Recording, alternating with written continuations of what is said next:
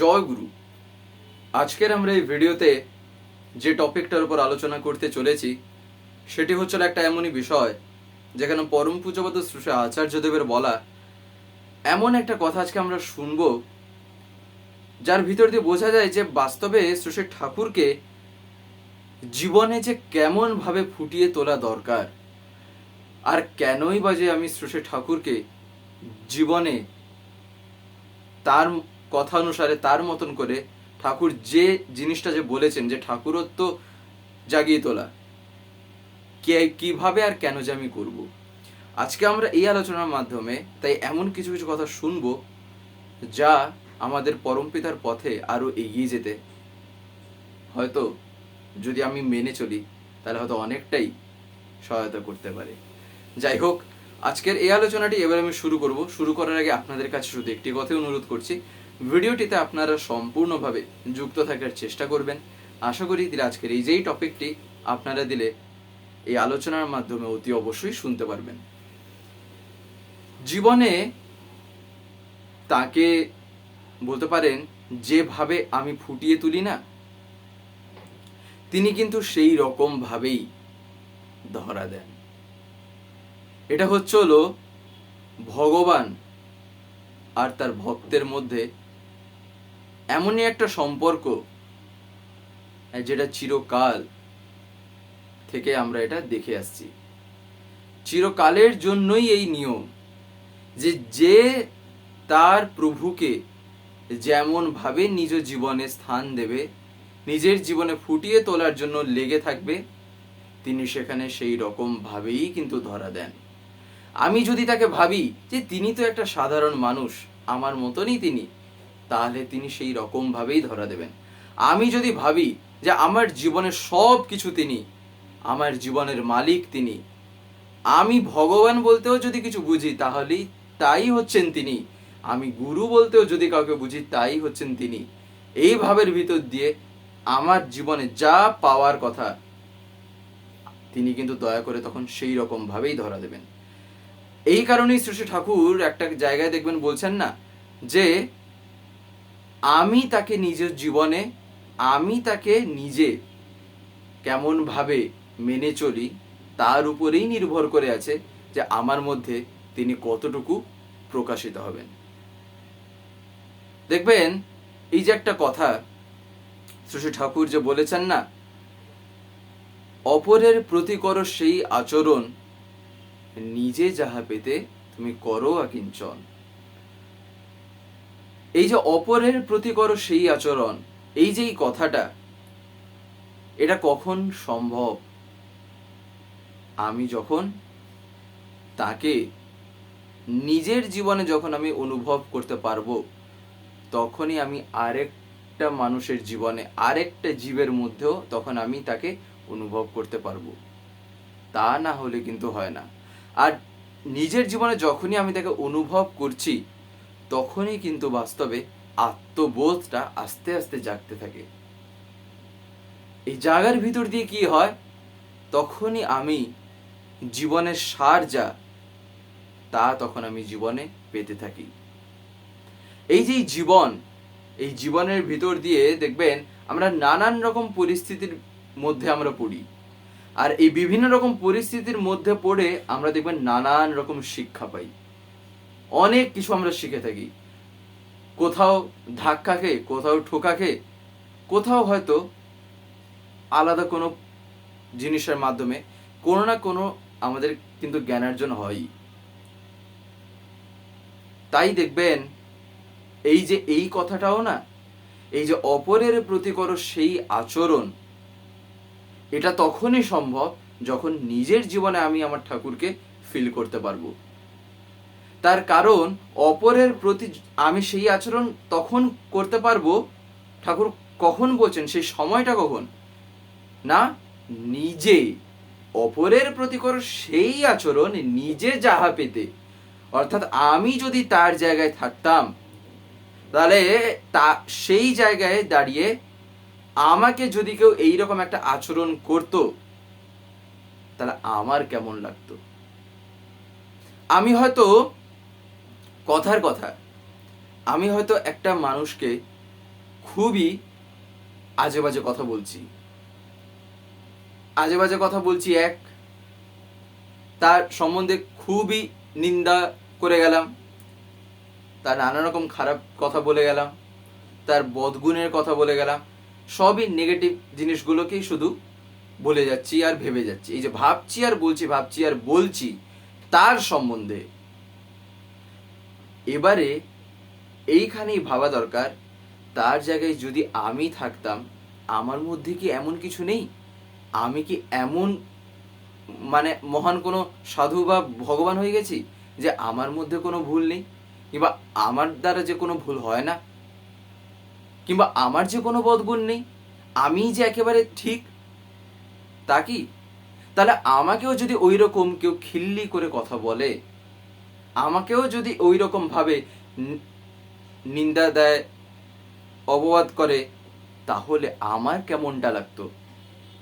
তখন আমার এটা মনে হতো না যে এইরকম যে করলো, আর আমি হয়তো কারোর সাথে মিশতেও পারবো না। এইরকমটা যে ও বললো, হয়তো আমি আর কথাও বলতে পারবো না, কারোর সাথে আমি খোলা মনে আনন্দে হয়তো থাকতেও পারবো না। তাহলে এই যে জিনিসটা হলো, এর ভিতর দিয়ে হলোটা কি? আমি একটা সত্তাকে এমন ভাবেই তখন ধাক্কা মারলাম, যেখানে ধাক্কা পেলেন আমার ঠাকুরই। তার কারণ কি? তার কারণ যিনি আমার মধ্যে আছেন, তিনিই আছেন তার মধ্যে। হয়তো তিনি তার মধ্যে সেই রকমভাবে জাগ্রত হতে পারেননি, তার কারণ সে সেরকমভাবে জাগিয়ে তোলেনি, সেই চেষ্টাটাই সে হয়তো করেনি, যার ফলে তিনি তা পারছেন না শত চাইলেও। তার শত চেষ্টাও সেক্ষেত্রে তখন কি হচ্ছে না, ধাক্কা লেগে যাচ্ছে। তার কারণ ঘরের মুখ্য দ্বারটাই যদি বন্ধ থাকে, এতটুকু যদি একটু খোলার সুযোগটাও যদি না করে দেওয়া হয়, তাহলে তিনি আসবেন কোন দিক দিয়ে? তাই না? ঘরের বাইরে অতিথি দাঁড়িয়ে আছে, অতিথি চায় আমি ঢুকবো, আমি ঢুকবো, আমিও চাইছি সে আসুক, সে আসুক, অথচ কর্মই এমন করছি কি না, দরজা আমি খুলবো না, দরজা আমি কোনো মতে খুলবো না। তাহলে সে আসবে কেমন করে? সব কিছু আমি সব রকম এতটুকু সুযোগ ছাড়িনি, জানলাটাও হয়তো পর্যন্ত বন্ধ করে দিয়েছি যাতে না ভেঙে ঢুকতে পারে, কিংবা হয়তো সেখানে লোক দাঁড় করিয়েছি, ঢুকলেই যেন তাড়া করে, যদি ভেঙেও দেয়। তাহলে সেই ক্ষেত্রে আমি তো সব দিকেই নাজেহাল অবস্থা বানিয়ে ছেড়েছি। তাহলে সেক্ষেত্রে তিনি আসবেন কি করে? তাই না? এই কারণেই ঠাকুর বলছেন যে অপরের প্রতি তাই এমন আচরণ করো যেন সেই জায়গায় যদি তুমি দাঁড়িয়ে থাকতে, তাহলে তোমাকে যদি ওই আচরণ করাতো, তাহলে তোমার কেমন মনে লাগতো সেইটা ভেবেই করবে। আর জীবনে দেখবেন আমরা এমন কিছু কিছু সময় আমরা এমন কিছু কিছু আচরণ করে থাকি না, যা পরবর্তীতে অনেক আমাদের কিন্তু ভাবিয়ে তোলে। তখন এতটাই নিজেকে খারাপ লাগে যে তখন মনে হয় এত বড় একটা ভুল করলাম, এইরকম ভাবে করাটা ঠিক হয়নি, এইরকম ভাবে বলাটা ঠিক হয়নি। তা সত্ত্বেও তারপরে দেখবেন আবার কোনো একটা কাণ্ড ঘটলো, আবার আমার সেই রকম আচরণ প্রকাশ পেল। তাহলে আলটিমেটলি সেটা কিন্তু অনুতপ্ত আমি সেখানে হইনি। তার কারণ কি? তার কারণ শ্রী ঠাকুর বলছেন অনুতাপ করো, কিন্তু নজর রেখো যেন পুনরায় অনুতপ্ত হতে না হয়। তাহলে আমার সেটা কেমন অনুতাপ ছিল যে আমি আবার সেই রকম একটা আচরণ করে বসছি, বারবার দিয়ে করছি, বারবার বলছি ভগবান আমার যেন আর তা না হোক, তুমি এমন একটা কিছু করো। আবার সেকেন্ড টাইম আবার হচ্ছে, আবার করছি। তার মানে ভগবান আমার কাছে তখন একটা এমন কিছু, যেখানে বুঝি তিনি কোনো জাদুর চাবিকাঠি, যেন বুঝি এমন একজন কিছু, তিনি আমার মধ্যে আকাশ থেকে ছুমন্তর করে ছুটবেন, আর আমার মধ্যে একটা মানে বলতে পারেন এমনই একটা জাদুকরী শক্তির সৃষ্টি হবে, যেটা আমাকে একদম ভুস করে নিয়ে করে দেবে আমার ওই গুণটাকে। তিনি তো দয়া করে তো সুযোগ যখন করে দিয়েছেন, এমন কিছু কিছু কথা, এমন কিছু কিছু বাণী যখন তিনি দিয়েছেন, সেগুলিকে তো তিনি তাই বলছেন যে চরিত্রগত করার জন্য করো, করে হয়ে ওঠো, দিলে দেখবে আমি তোমার সাথে তখন সব সময় থাকবো। তাই যে জায়গায় অন্ধকার থাকে না, সম্পূর্ণ অন্ধকার জায়গার মধ্যে যদি 10খানা মানুষও দাঁড়িয়ে থাকে, একজন হয়তো আরেকজনকে দূর থেকে হয়তো চিনতেই পারবে না, কিন্তু সেখানেই আছে, সেখানেই সবাই হয়তো আছে, কিন্তু একটা অন্ধকার ঘরের মধ্যে সবাই চুপচাপ, সবাই কেউ কাকে দেখতে পারছে না, কারোর মুখ কেউ দেখতে পারছে না, পুরো অন্ধকারে, পুরো কালো। সেক্ষেত্রে কি হচ্ছে? সেক্ষেত্রে আমি সেখানে বুঝতেই পারছি না যে সেখানে কেউ আদৌ আছে কি নেই। পরমপিতাও ঠিক তেমনই আমার জীবনেই।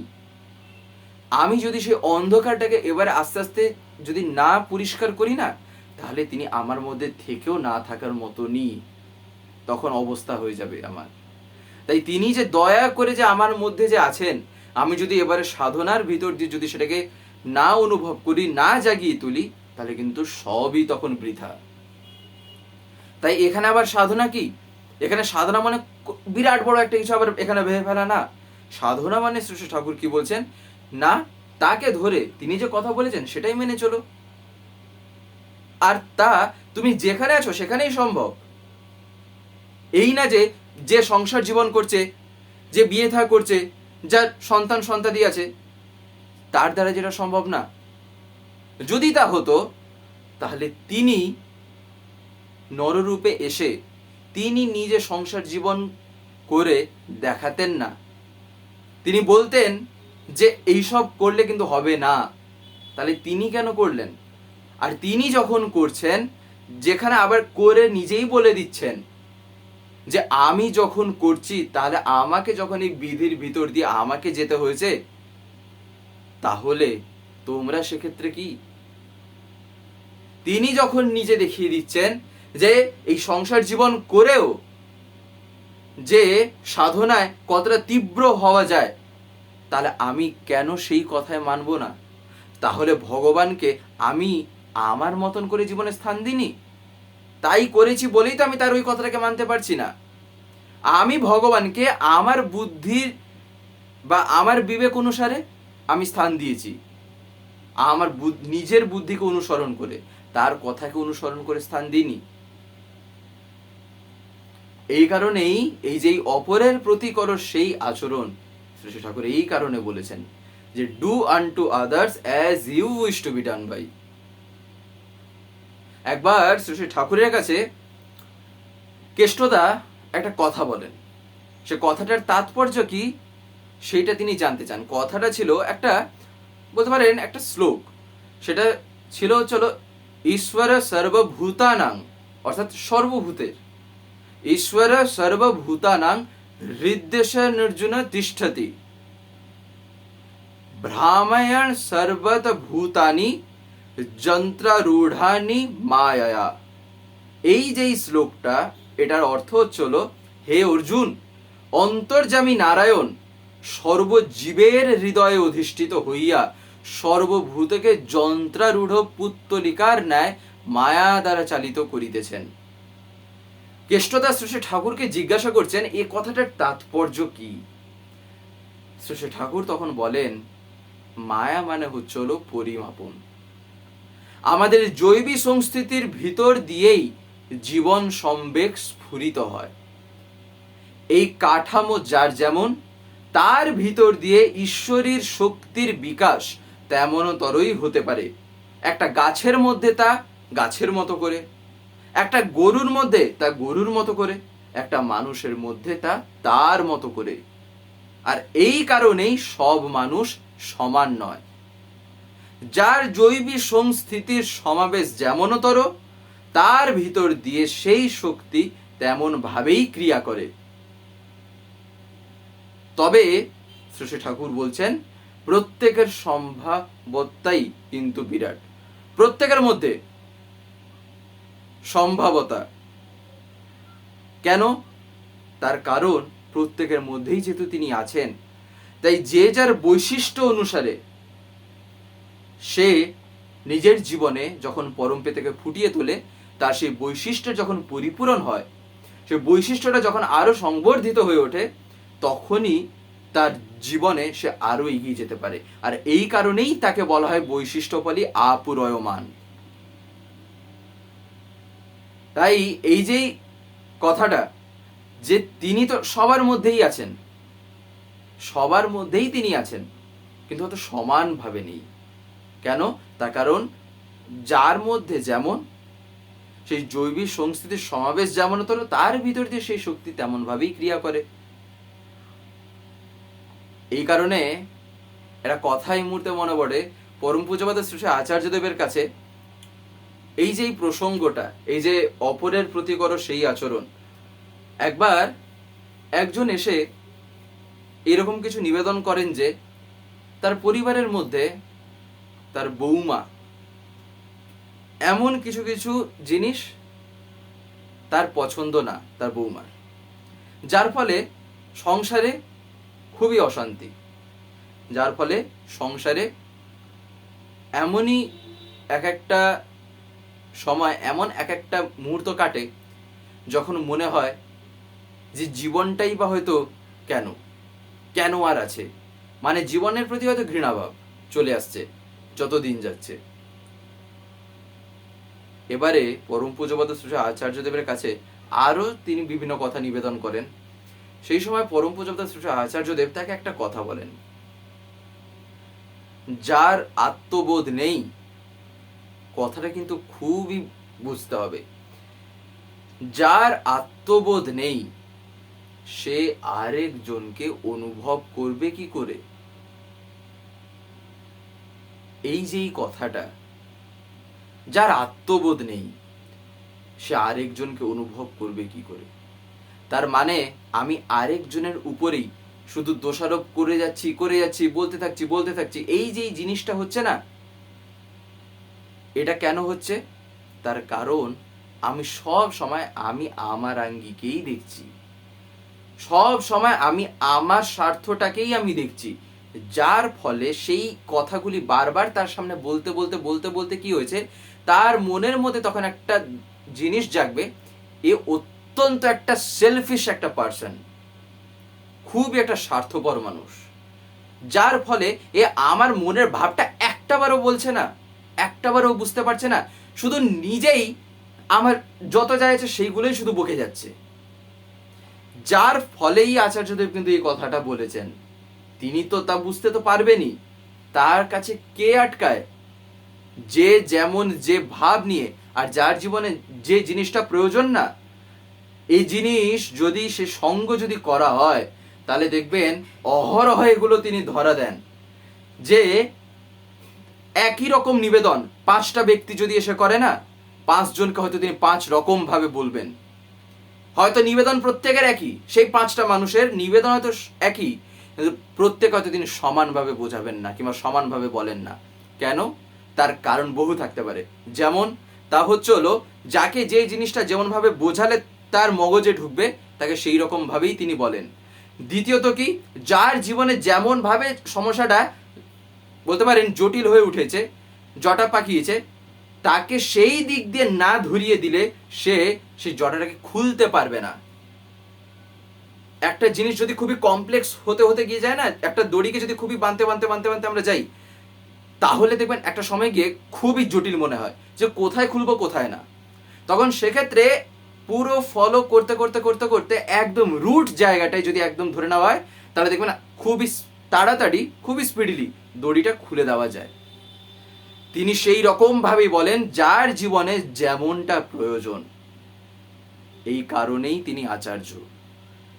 তাই সেই ক্ষেত্রে বাস্তবে তিনি একটাবারও এটা ভাবেননি, আমি যদি আমার বৌমার জায়গায় হতাম, হয়তো তার মধ্যে সবটুকু হয়তো নাই বা থাকতে পারে, হতেই পারে, সবাই যেহেতু সমান না, কিন্তু আমি যদি তাকে ভালোবেসে তার মনের কথাটা বুঝে আমি যদি তাকে তার মতন করে যদি বলি, আর তার সাথে যদি এমনভাবে মিশি যেখানে সেইটা অনুভব করবে যে সে তার জীবনে বাস্তবে শাশুড়ি শুধু পেয়েছে তা না, জীবনে সে এমন একজনকে পেয়েছে যেখানে সে যখন হয়তো তার কোলে একটু মাথা রাখলে, দিনে একটাবার যদি মাথাও পর্যন্ত রাখে, মনে হয় শান্তিতে ঘুমাতে পারবে। এই রকম ভাবটাও পর্যন্ত হয়তো দেখা যাবে জাগেনি বৌমার মধ্যে, অথচ তার নামেই আমি গিয়ে চলেছি, তাহলে কি হবে? এই কারণেই শ্রী ঠাকুর এইসব কথা বলেছেন। তাই মানুষের ভিতরে যে সম্ভাব্যতা লুকিয়ে থাকে, সাধনার সাহায্যে সে তাকে বিকশিত করতে পারে। তাই সাধনা করার ভিতর দিয়ে না এই বোধগুলোও তাই জাগে, যে কখন কি করতে হয় না করতে হয়, কেমন ভাবে কতটুকু কি করব।